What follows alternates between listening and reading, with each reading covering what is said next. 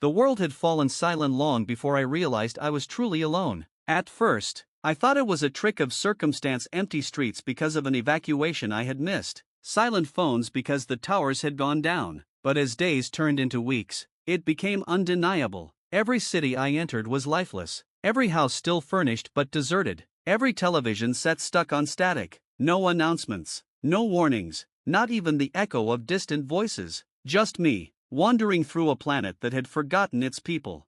At night, I would climb to the rooftops of tall buildings and scan the horizon for lights, but the cities grew darker each day as power grids failed, leaving only the cold glow of the moon and stars. It was beautiful, in a cruel way, to see the sky so unpolluted, as if the earth itself was breathing easier now that humanity was gone. Yet that beauty pressed against me like a weight, reminding me that I was an intruder in this vast, abandoned theater.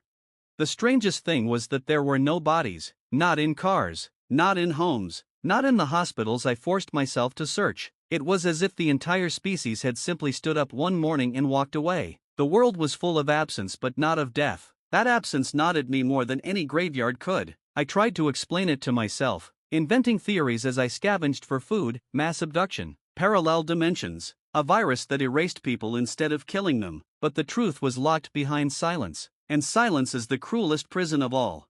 Loneliness is a predator. At first, I thought I could withstand it with routines, collecting supplies, keeping journals, recording my thoughts into a cracked voice recorder I found. But each time I played my words back, they sounded thinner, less real. I began to dread my own voice, because it was proof that I was all that remained. I searched harder, crossing entire states on foot and by car, until desperation drove me to speak aloud to empty rooms, to street signs, to the mannequins in store windows. I begged them to answer, knowing they could not.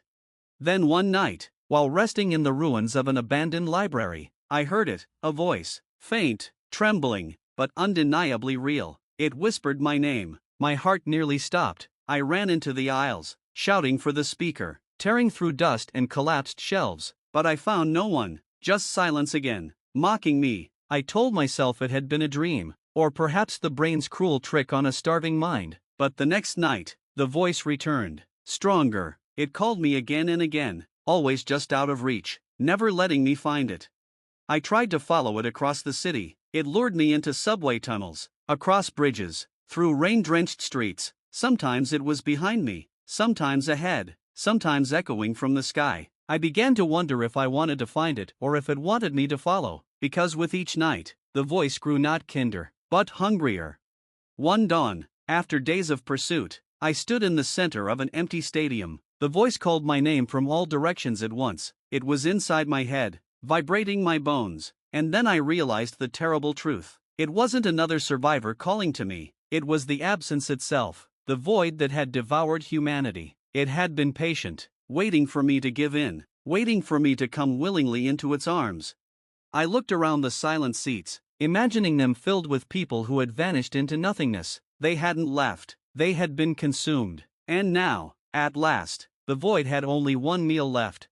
The choice was mine: to resist, clinging to a life without anyone to share it with, or to surrender and join the billions swallowed by silence. My scream echoed through the empty stadium, but it was met with only one reply, the voice of nothingness, whispering like a lover, "At last."